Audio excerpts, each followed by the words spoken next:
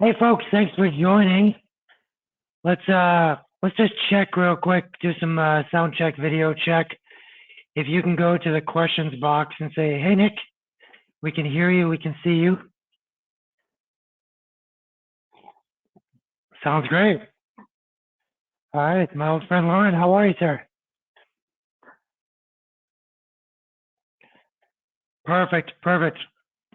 All right, guys, thank you so much. And we have a lot of people signed up for this. We have 400-ish people. We're gonna let everyone just kind of roll in. Start at 2:02 Eastern.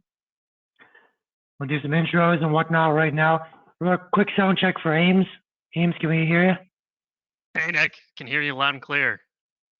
Okay, you sound great as well. Perfect. Thank you, sir. You sound like a airplane pilot. It's fantastic. Hey, folks, we have a little bit of a tradition, and you know, you gotta follow tradition here. So, if this is your first time joining an exclusive webinar, I want you to go to the questions box, please, and introduce yourself. What's your name? What company are you dialing in from? Let's just hear from some people. And we have a webinar every 2 weeks, so please come to many more in the future. But let's get some intros. Man, trust me, everyone has done this over time. So if it's your first time, just be bold and say hello. What's your name? What's your company? Let's see who the first bold individual will be. Got Mike from Unimed USA. Hi, Mike. How are you? Got Vikas from North Shore Care Supply. Hi, Vikas. How are you? I know the brand very well.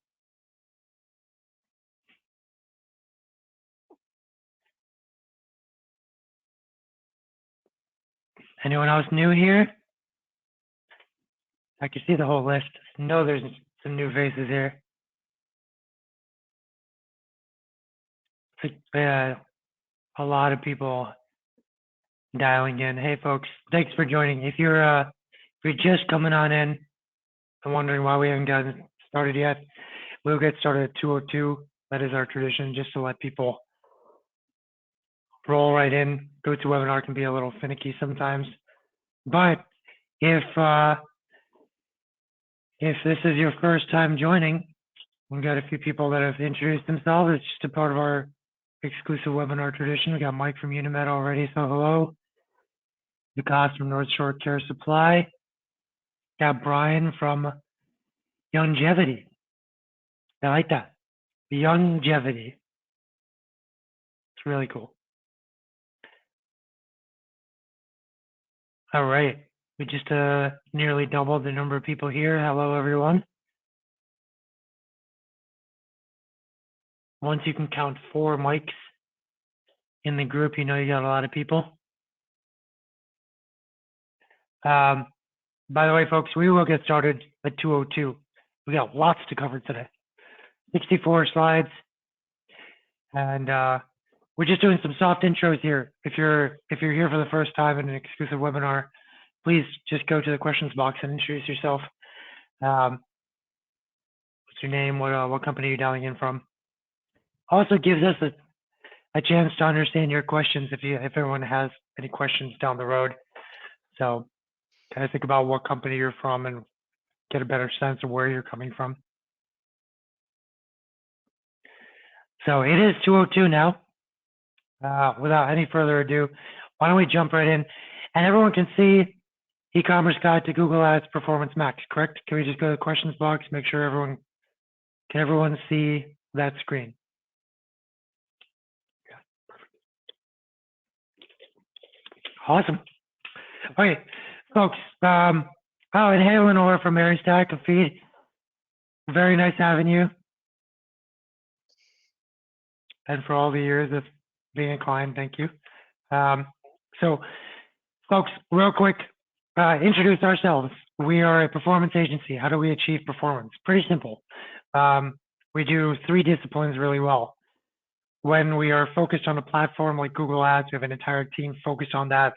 everyone in that team is a specialist and a career platform specialist in Google Ads. You have that Google Ads, you have SEO, you have conversion, you have SMS and email, you have social on Amazon, all separate departments so we can be disciplined in our specializations. The strategies of multiple channels is coordinated by a strategy team. Being disciplined in holistic coordinating strategy is something that we do very well. And we've done so for 25 years.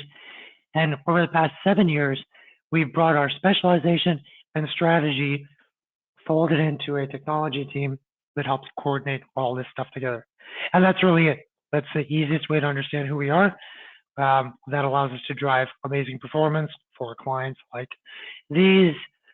And myself, I'll quickly introduce myself. I'm Nick Rajpal. I'm the VP of Marketing Sciences. I joined the company 14 years ago. I was brought on to develop all of our solutions. I developed our SEO program, our Google Ads program, Amazon conversion testing, email, our strategy philosophy. I did all the hiring, built out the teams, and then after about 7 years, when the teams were self-sufficient, I moved on to just work with clients that wanted to be our client. I wanted to understand their business and then basically put together a plan for them. And that's what I've been doing for the last 7 years. Anyone who wants to be our client, I help put together their growth plans. And I'm joined by Ames. Ames, if you can introduce yourself, please. Hey, Nick. Yeah, I'm Jim Schatzer. I've been with the company for a while now. My current focus is really on Performance Max, particularly in testing, and it's something I'm really excited to be speaking with you guys about today. It's a really interesting new campaign type, and there's a lot of detail in it. So yeah, can't wait to get started. Awesome. Thank you very much. And folks, I think there's a lot of apprehension with PMax. You know, you have to you're kind of forced to go off of Smart Shopping and go on to Performance Max. So a little bit of apprehension, rightfully so. Some people are upset about this, but it's kind of something that has to happen. And that's where we're going to start. Why does this have to happen? So the other day I signed up to YouTube Live, so I get TV streaming through YouTube, and I'm watching a major channel, like a top 20 channel. And for 2 minutes, it just has this blank page. It's supposed to be running an ad, but there's no one running ads on it. So it just has a blank page on YouTube. And earlier the same day, I was talking to a prospective client, putting together a plan, and they said, I just don't think video helps make sales. And so kind of reminded me of something that was happening 10 years ago. 10 years ago, when as a marketing scientist, you kind of look at, where's all this search on Google? And all the search on Google was very specific searches. 15% of searches every day were new to Google. There's a big group of keywords that were only typed in maybe twice a year. This is the long tail. Really specific keywords and queries people type in. But at the time, everyone in Google Ads management only focused on using their keyword tools and choosing really specific keywords. So the majority of all searches and activity on Google had no ads running on them. And then everyone was clamoring to pay for the really expensive few keywords that they could think of. So Google actually acted. When Larry Page took over Google back in 2012, he launched Google Shopping, which was a free program till then. And he said, I'm launching this, but hey, surprise, you can't choose your keywords. Because when we allow advertisers and marketers to choose keywords, they get so myopic in terms of what keywords they focus on, they forget to focus on 90% of the keywords. There's all this vacuum of ad space that should be cheap. So Google Shopping allowed you to go into that. That actually changed everything. And now we have vacuums elsewhere. While shopping is saturated, search is saturated, not enough people are spending on parts of the customer journey, like display ads, discovery ads, and YouTube ads. And we're going to just ask the group, be honest here. You might not know. If you don't know, just say not sure. But we're running a survey here. Listen to your peers. How much of your ad spend is going towards display, discovery, and YouTube? Is it nothing? Is it under 20%? Is it healthy?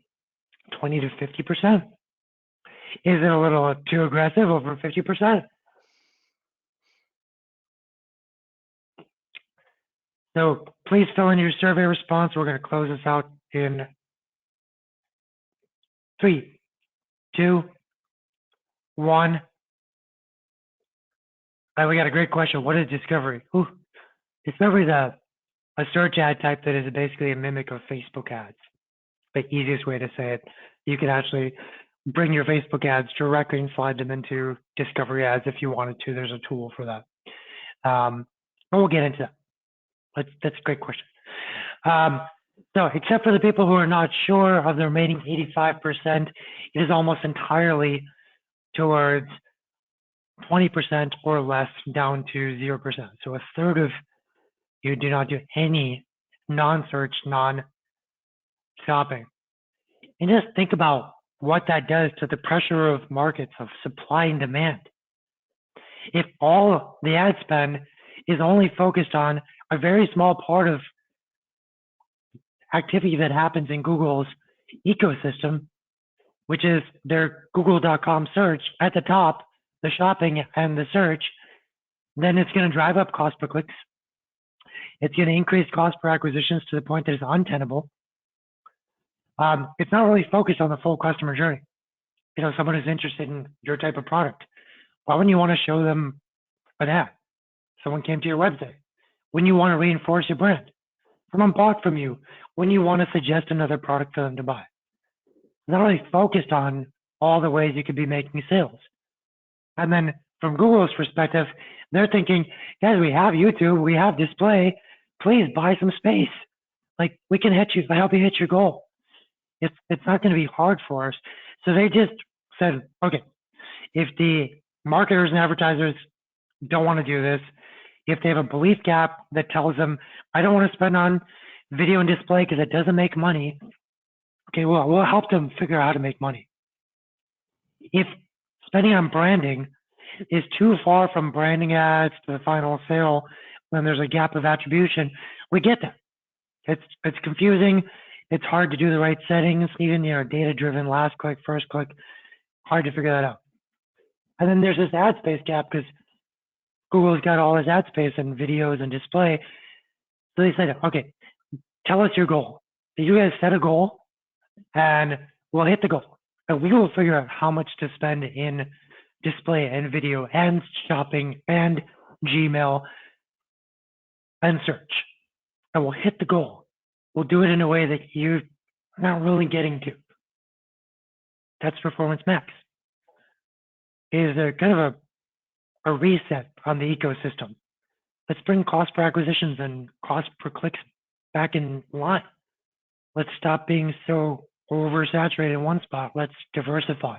Let's give people a great journey at a low cost. That's it. That's the intro. If you leave right now, you already know why Performance Max is important. We'll try to keep some of this, punchy and to the point. And when Ames jumps in, we're going to get a little more specific. So I'm going to keep things super vague right now. Just kind of generally introduce you to Performance Max. For starters, all the smart shopping campaigns are going away and they're transitioning automatically to Performance Max. It is mandatory. You don't have a choice. It's meant to reduce cost per click and cost per acquisition. That is a big part of it. It's essentially smart shopping with the same type of automation, goal focus, product centric, customer centric, but showing ads in a lot more places. It follows the customer without having to worry about pixel tracking and things like that, because Google's already got all the data on this user that's going through the Google ecosystem. They just follow the person through the customer journey, getting them to matriculate to a customer. You can have up to 100 different campaigns. You can have a campaign that is just based on your merchant feed, although so far we haven't seen a good use for that. And the sooner you start to do transitions, which we'll get into pacing, the better, because you don't want it to go from smart shopping to Performance Max to be a bit of a drop. So this line is cost per acquisition over time. Cost per acquisitions on the rise from period over period over period. And Google had to work on something to essentially fix this. So this is a lot of time in the making. And they simplified and they said, you set the goal, we'll hit the goal. That's the crux of it.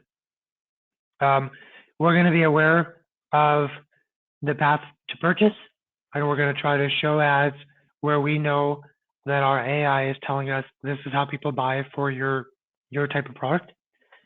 And wherever possible, when there's ad space available that is cheap, they'll try to use the cheapest ad inventory possible, and that helps reduce cost per acquisition even more. So Google is trying to do a lot to fix your financial issues. And we'll get into better detail on this, but everyone's going to get a PDF copy and a recording of this. There's a nice little visual of, what smart shopping was, right? The inventory was basically in search and display, Gmail, and YouTube. And now it has expanded to more YouTube in stream.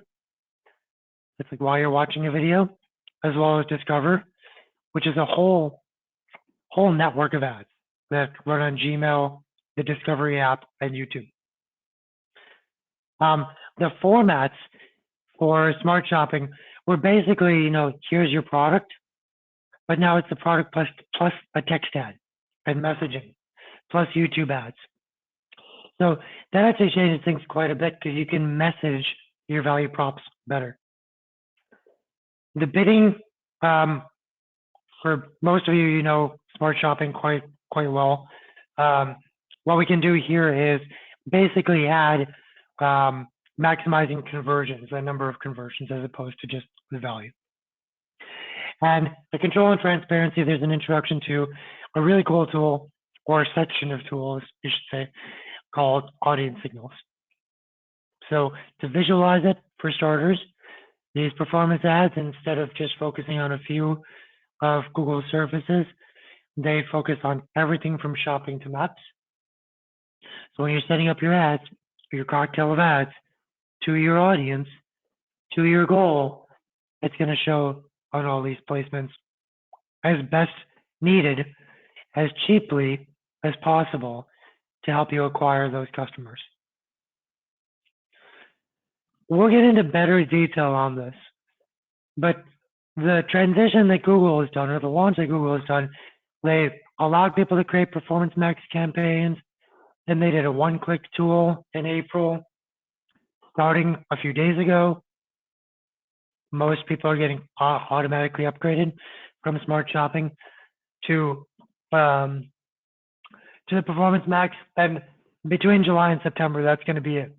We don't really have enough insight yet as to whether Google is going to go bottom up, where they go after the easiest Smart Shopping campaigns, low spenders, and flip them, or are they going to go more complex first and then go to the rest? I would just add that the one thing that we do know is that a lot of our clients are seeing right now the option to upgrade, and that a lot of them receive that in June, and that after that period, they've been given a leeway, which we'll get into in a little bit. But yeah, a lot of our clients right now are seeing that option to upgrade. Well, yeah, wonderful. And I know you're going to get into a lot of detail in just a moment, James. And last thing is two things we're going to mention. First is the customer acquisition, newer customer acquisition. It is in beta. It's a cool idea. It is, can you, if you want to, you can basically do some settings in your Performance Max that says, I will value a new customer acquisition more. And I'm going to put a blanket value for what the first purchase is plus lifetime value of an additional $500, whatever it is. Something you've calculated that you know your customers will eventually spend with you. It's a gamble. It does move towards more new customer acquisition. but the value of the sale shows up as the actual purchase plus that blanket value you put in there. So it's representing revenue that has not yet been accrued. So it's a little tricky. You need to know the ups and downs of that before you get into it. One of the nice things about it is it does give you this opportunity to bid on new customers in a way that you generally don't.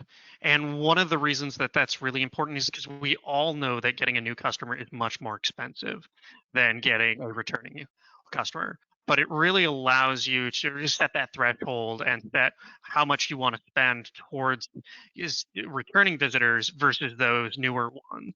And that can be really important when your goal is new customer acquisition. And like when you have a really solid brand that's easily defensible, new customers are always going to be your biggest challenge. Yeah, for those of you that recall, this is very similar to the CLTV modification that was launched in Smart Shopping about 2 years ago. Insights. If you want to just, as a very quick intro to the insights, if you can just cover these real quick and then take from there. Yeah, so Performance Max comes with a lot of new insights. At around 1,000 impressions, a little bit over 100 clicks, you're going to start to see some insights populate. Generally, we see this happen in the first, I'd say 3 to 5 days, where you begin to get some initial insights. And there are a bunch that are certainly useful, but there are a lot more, or there are a lot in here that we will use to create future asset groups, to understand your customer base, to segment out your products by. But this is where it all starts, is the initial start of the campaign, where you can get search term data to help you create new search remarketing tools. You can forecast demand through the different graphs and charts that you see through the Insights panel. You've got some great consumer insights. One of the nicest things about Performance Max is really their audiences and understanding the audiences that are within or valued by your customer base. So over time, Google will start with an audience signal, which I'll explain in a bit. But from there, they'll go and find other audiences for you. It'll begin to optimize around that. And those are also really important pieces for us as specialists to go in and then start to segment your campaigns and your products by to drive better value and better performance. Because we know that people who like dogs, for example, might be 2 to 3 times more likely to purchase from you. And therefore, you know what? That's a demographic that we want to go after, not only with our shopping ads, but also with different search and different display, etc.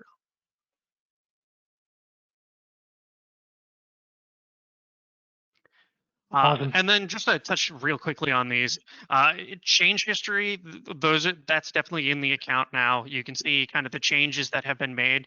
And then from there, one of the ways that we use change history is to evaluate the performance of different assets within your portfolio. Awesome. And I know you're going to get into. That being said, Auction Insights I have not seen. Go ahead. Sorry, Nick. Yeah. In just a few moments, we'll go into more details on this, but it's helpful to understand that there is a lot of data that's coming our way, and we're allowed to optimize. Most of that is under the bucket of audience signals. And before we get into that detail, I want to just see from the group here, how many of you are already running Performance Max?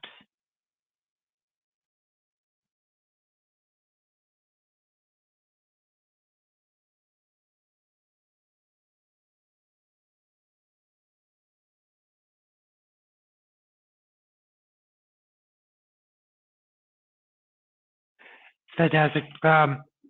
Just give it a few more moments.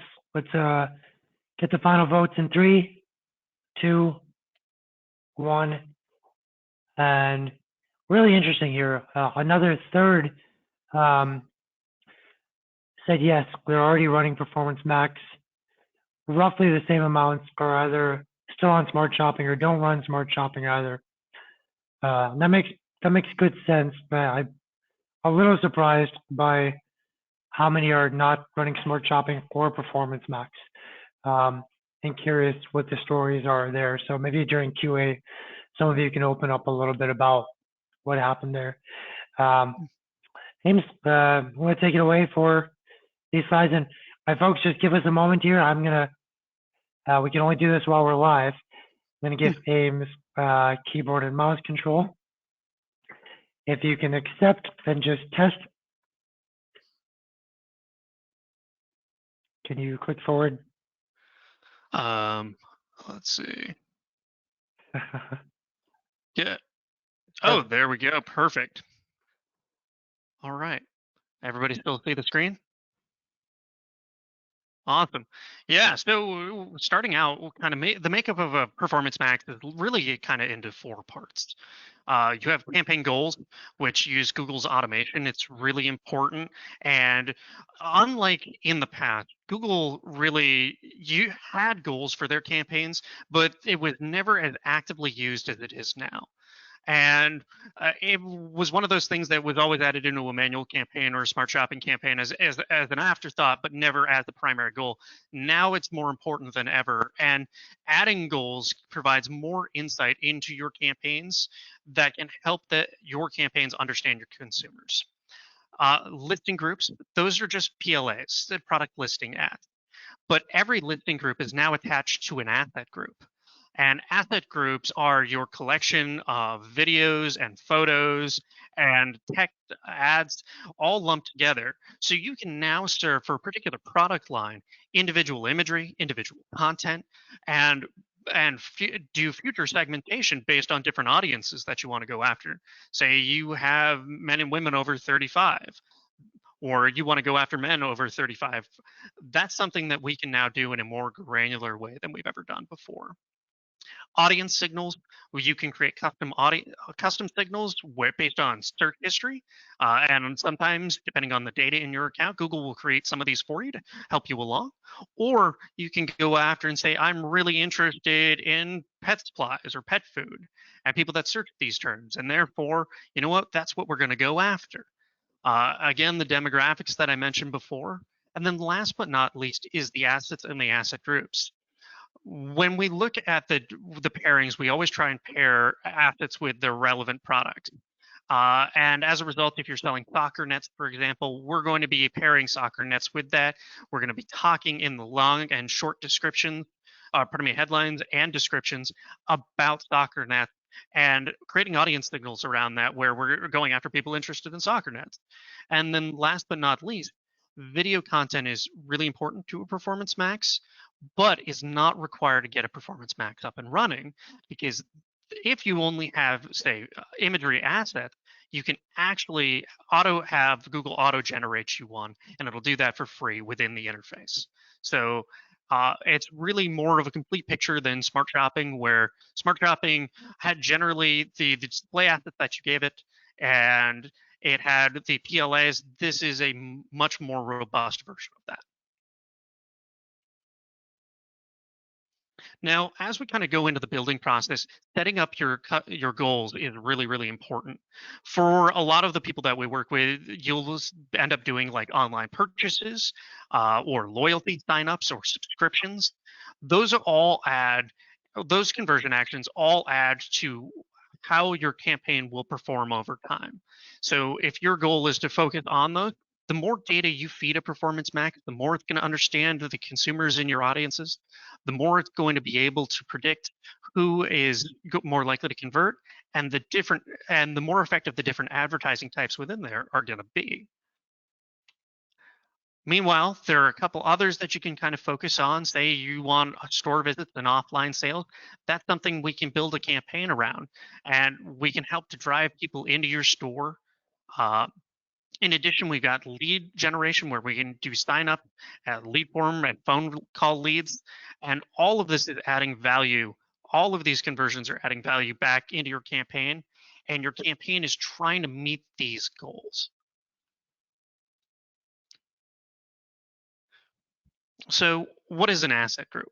An asset group consists of images, the logos, the long, the short headlines, descriptions, videos, and a supplemental to this listing group. Listing groups generally get their own slide though, because one of the things that we want to do is help people understand that you can run Performance Max without PLAs or without listing groups. But this is just kind of the template to start. Within those requirements, it supports up to 20 images, but you really don't need those. 5 will do. And from the logos, 2 logos are really needed. One as a kind of headline image, and one as a square.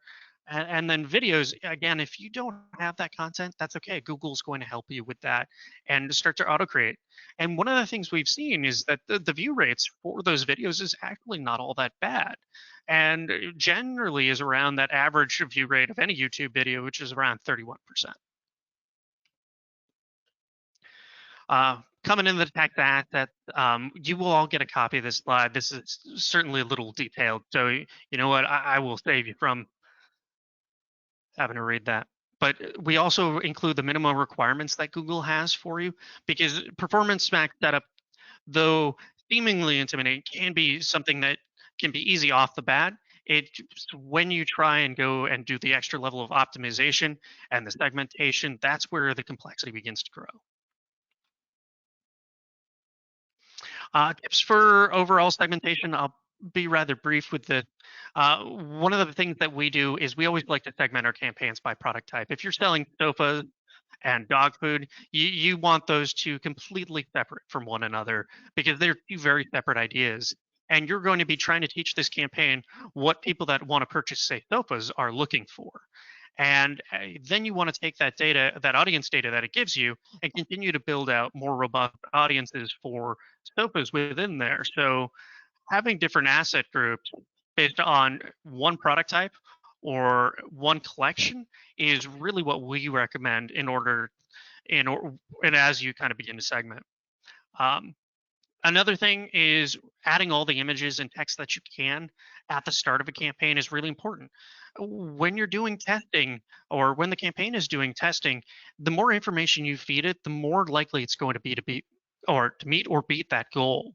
So it's really important overall to have that in there and to really provide all the unique content that you can, along with the segmentation of the campaigns. The deeper you go, the more insights you gain. And then last but not least, the videos.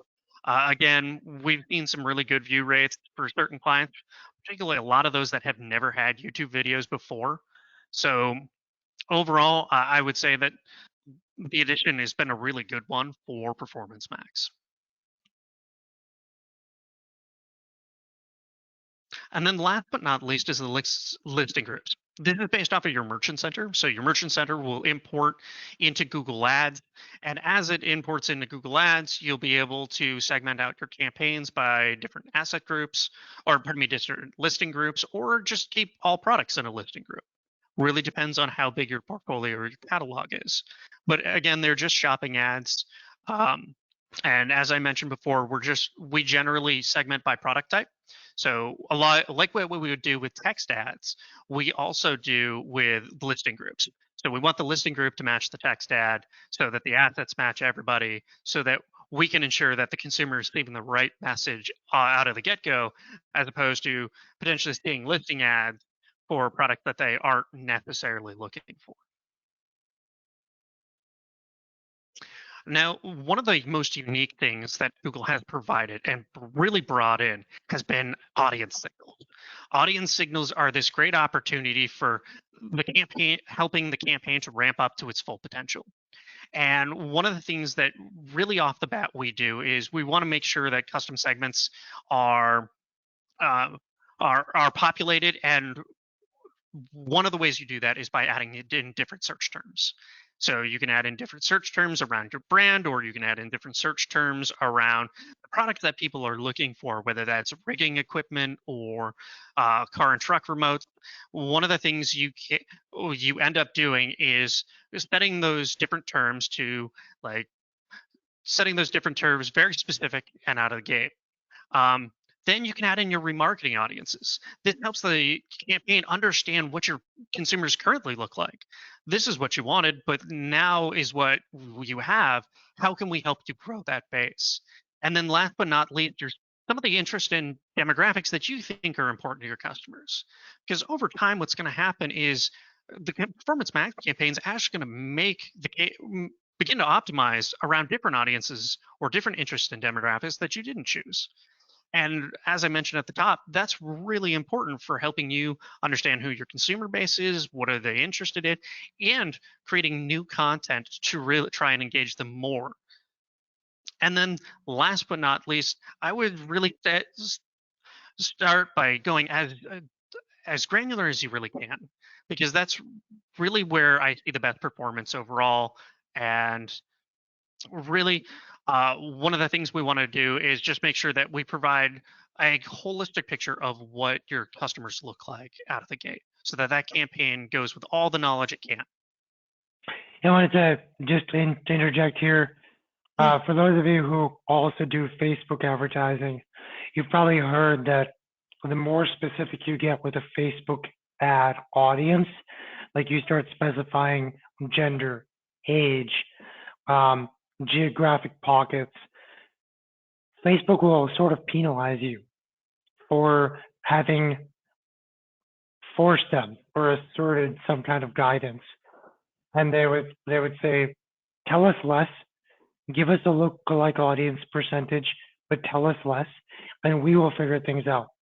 And Facebook rewards you by giving you a much lower cost per impression, which translates to a much lower cost per acquisition, just because you didn't try to cram them with data. And Google has taken a paradigmatically opposite approach here, where they say, no, we are Google because we love data.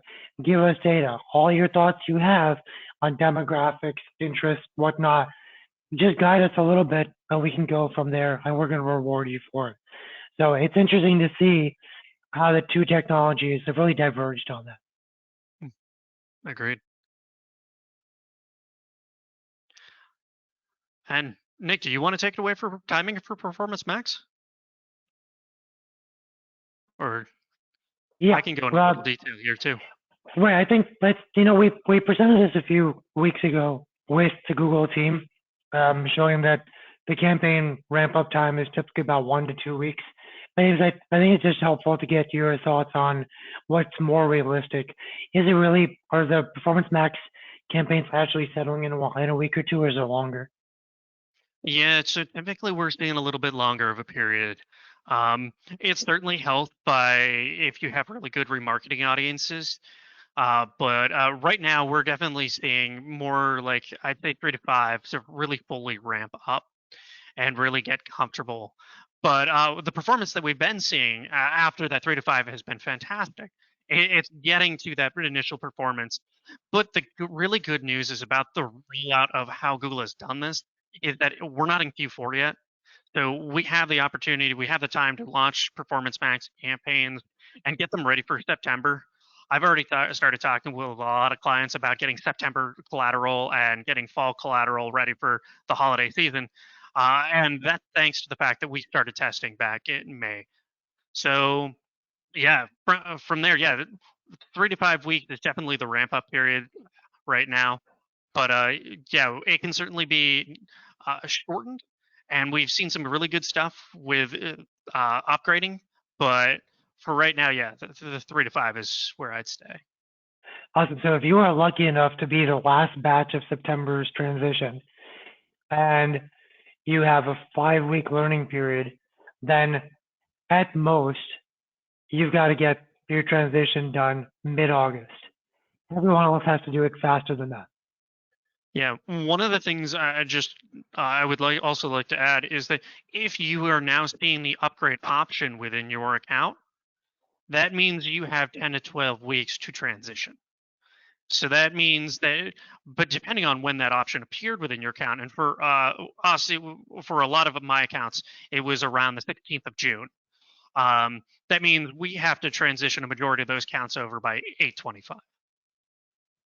Wonderful. And then finally, we won't go into any detail on this. This is still in beta. It's something Google wanted us to start kind of getting the message out about. But there is a opt-in experiments approach where you can basically test combinations of Performance Max with other ad types to see which works better. It is not something that we've been able to test robustly yet, but it probably will go into live mode sometime in the next few months. Right. What about optimizing these Performance Max campaigns? I'll just take this first one, and this is from Google's research that they've done. So they tested what happens when you fully populate Performance Max campaigns with all the required assets, etc. So you keep running them with the existing video action, discovery, and display ads.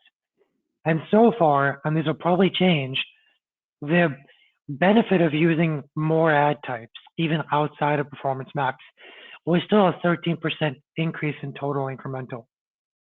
That being said, you will have more control by having more in the Performance Max campaign. And I would say that Google has always said that the Performance Max is really meant to work in tandem with the other like search-based channels, and as a result of that, running them alongside is okay. One of the things that we did early on in testing is that we looked at Performance Max impact amongst other channels, and one of the things we noticed right away is its impact really was on shopping more than any other channel. While other channels continue to thrive, the shopping channel was the one that saw most of its traffic kind of disappear or dissipate, and that's because the Performance Max was just taking over. It's now that we know and have gotten confirmation from Google that was supposed to happen, and it's all according to the plan for upgrading to Smart Shopping to Performance Max. Yeah, in the back end on Google's system, they have a prioritization control where they're allowed to determine which campaign types are going to be given preference in the sequence of checks that they do to determine where you're going to bid and how much. So they keep modifying those to kind of help usher over the transition of Performance Max. That's why you kind of see these categorical shifts happening, because they do have that control on the back end. And they give agencies like ours updates on when those controls are changing. Going into a little bit of the data on the Insights panel. Yeah, so the Insights panel, a lot of what I mentioned before kind of holds true here. So as you can see, this is the overview where you can see the kind of the trends. Google will also tell you a little bit about different search term trends, but also different industry trends within the Insights panel. So you can actually, there's actually a little bit more data than this.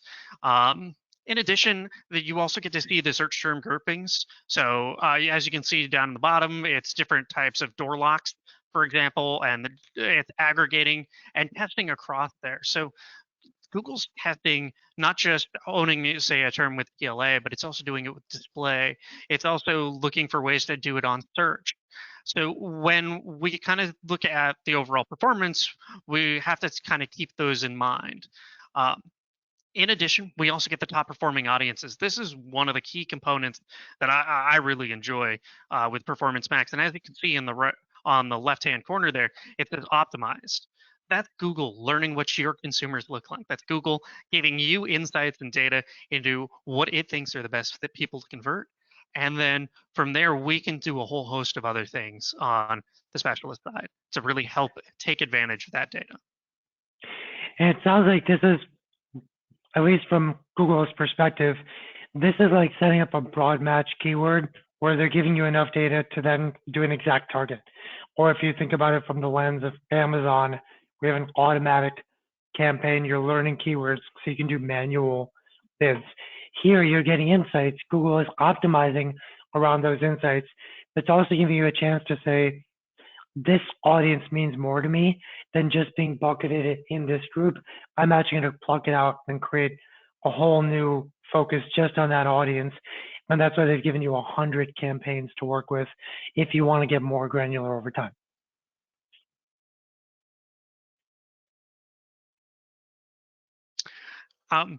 Yeah, in terms of asset groups, replacing assets is really important.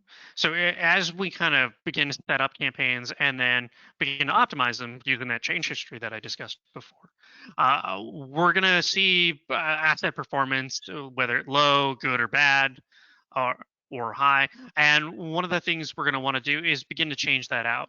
In addition, we're also gonna want to change out stuff for different seasons. Um, a lot of my customers are beginning to launch fall-oriented asset groups with different assets because that's one of the things that we can now test out with this new assets group setting.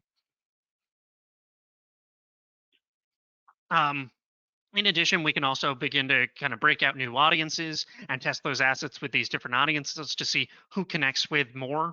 Um, and then from there, we can go and optimize further. Top performing audiences and that optimized label is really important for new asset groups and for understanding really those different consumers. So we make it a priority when we set up asset groups. And then coming into kind of audience signals, when we look at different audience signals, we do a lot to make sure that we have different asset groups. These are all different asset groups on the left, by the way, um, that we have broken out into different structures so that we can go after people in the healthcare industry, or we can go after people that are interested in home automation. Because at the end of the day, we want to create and tailor the ads to those people, and we want to make sure that the ads we serve are the most relevant to those different core demographics.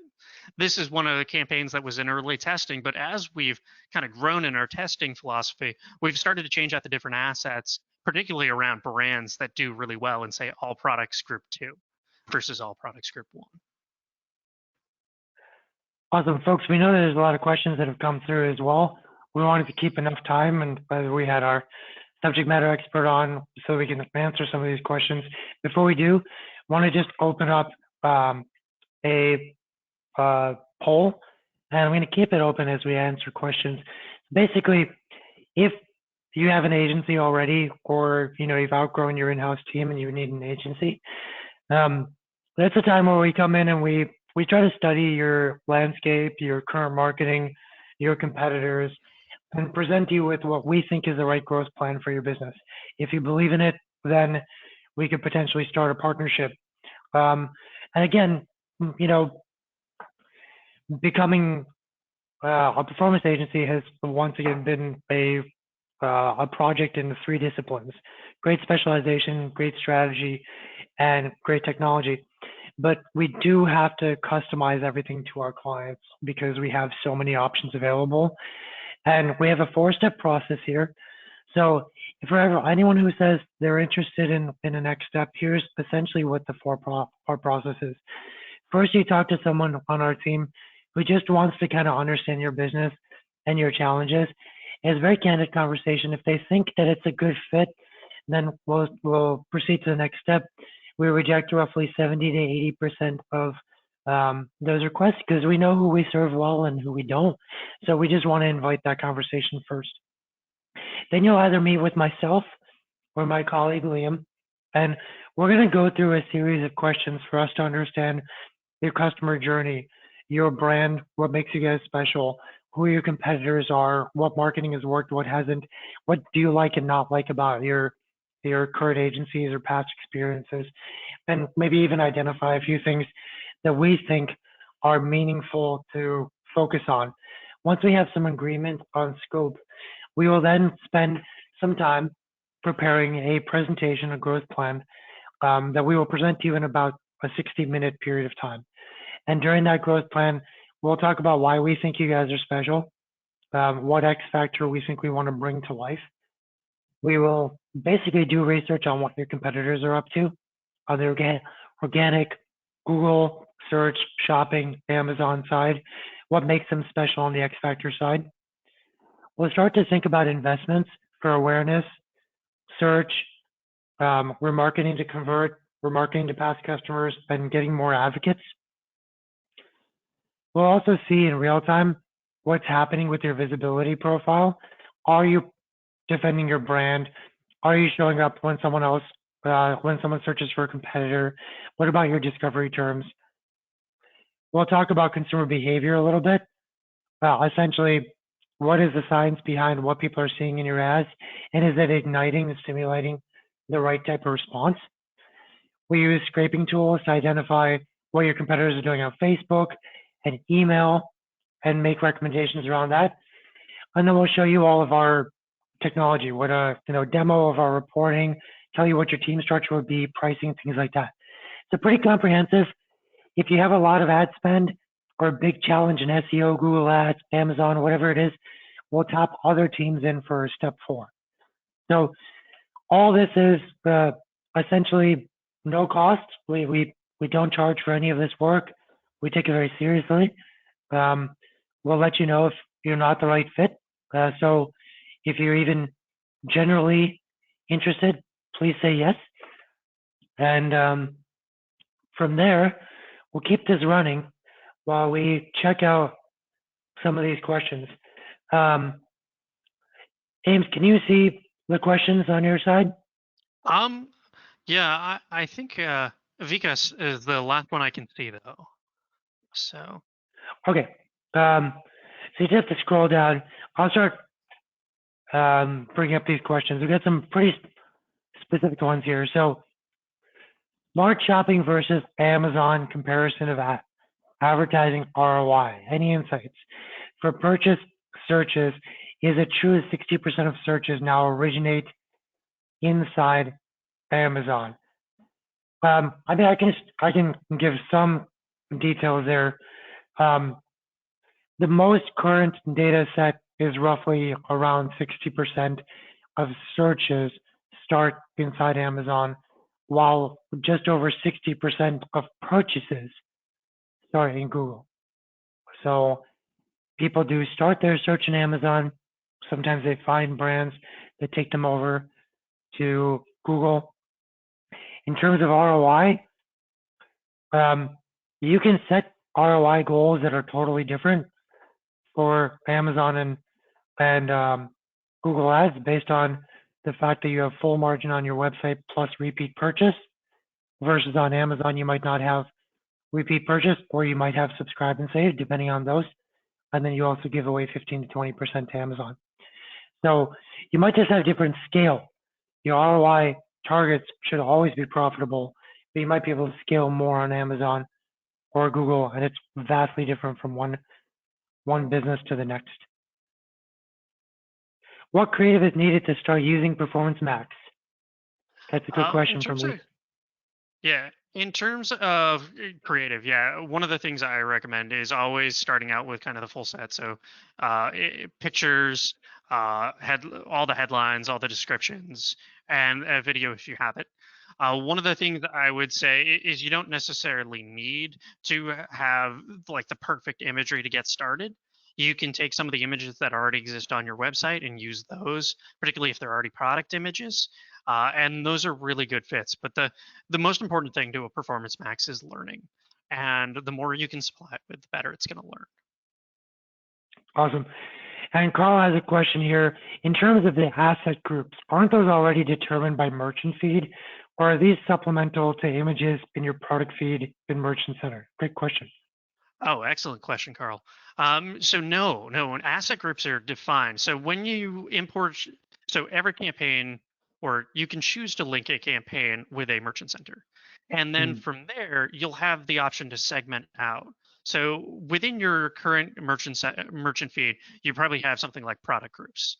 And from there, you have to choose the product group per asset group that you launch in order to really kind of maximize the performance of it. So in answer to your question, no, they're not preset. And that's something that you get to, as a business, really kind of determine what assets are best for this particular product group. Awesome. And Punita has a really good question here. I'm not sure if we have the answer, but there are a few parts to this. For SA360, how does it sync to PMax? Do you foresee SA360 expanding to include a wider platform reach? How can we use these new changes to benefit sales on Amazon? Or will it have an additional effect on SKUs or SEO common on both? I'll answer the latter part. So Google Ads has added a new Amazon beta into it For those of you who are tracking on the Amazon side, Amazon has upgraded from A9 to the A10 algorithm in the last 12 plus months. The A10 algorithm allows you to rank better for products that you are making sales on Amazon from outside sources like Google Ads. Google Ads picked that up and said, now in search ads on Google, you can point search ads to Amazon. They added some other asset groups in there as well. It's not just search ads. You put videos and things like that, like images, video, etc. And you can connect it to your Amazon so you can track sales from Google Ads, search only, into Amazon. And when you make those sales from Google Ads into Amazon, the A10 algorithm in Amazon then picks up the ball and says, great, we're going to add this to your sales velocity, or we're going to let you rank even better than just based on your Amazon sales. So hopefully that helps out. That's a really cool phenomenon that we're tracking with a few clients. And it's good to see Google Ads has connected the dots there. James, do you know about SA360 and PMAX? That I don't. That's something I have to look into and get back to you.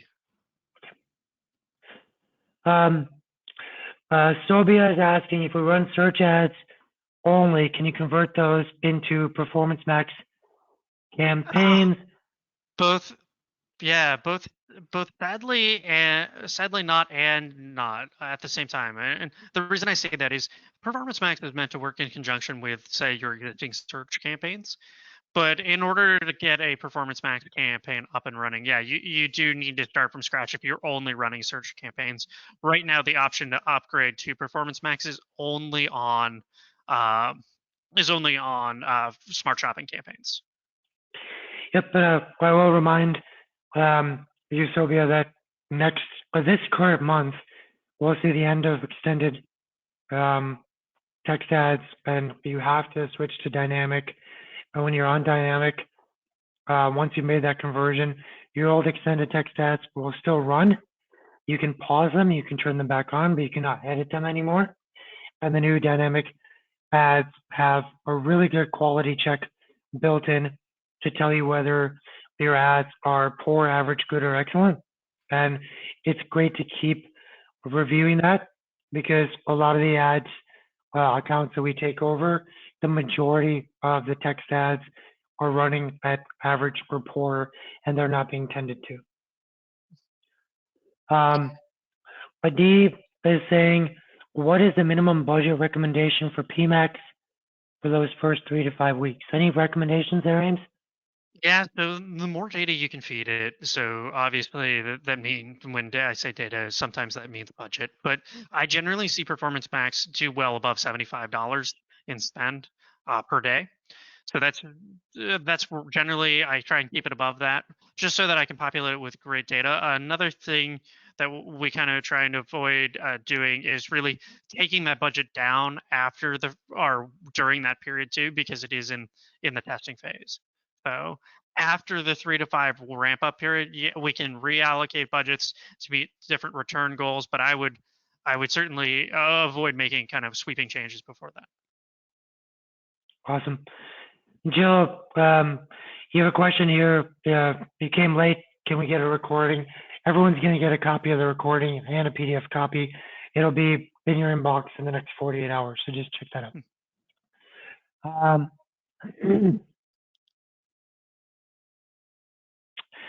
So Puneet is asking, SA360 is going to replace AdWords. That seems to be their intent. What PMAX is to shopping, SA360 is to AdWords. Was wondering, PMAX doesn't allow keywords specified, so how do we retain our organic traffic in PMAX so it doesn't cannibalize it? Go ahead, Nick. Well, for starters, I think, we're still going to run search ads separate from PMAX. And you do have control over that. Cannibalization is getting harder to track no matter what. But I can just tell you that on our side, we're working on combining the data into one set of data that allows us to see SEO rankings, PPC ad spend, rising cost per clicks because of competition or a lack of relevance on the page that is being targeted. So I think this is a concern everyone's kind of focused on, but I think you pose the right question. I don't think we have the right insight yet, though. Jill's asking, can you run Smart Shopping and PMAX at the same time? Yes and no. So if you were to create a smart performance max campaign from scratch, then yes, you could have it run alongside your smart shopping campaigns. But if you transition using the Google tool, what will end up happening is your campaign will be removed, and then your performance max campaign, which is a duplicate of that campaign's assets, will be set up in the performance max campaign type, and from there you'll only have the option to be performance max. Yeah, and Puneet, you're asking what my email address is. It is nrajpal@exclusiveconcepts.com. I look forward to hearing from you. Yeah. Thank you. One quick further answer to Jill's question is a lot of the recommendations right now when launching manual campaigns from Google is that you turn off your smart shopping if you're going to launch a manual performance max campaign that overlaps with it.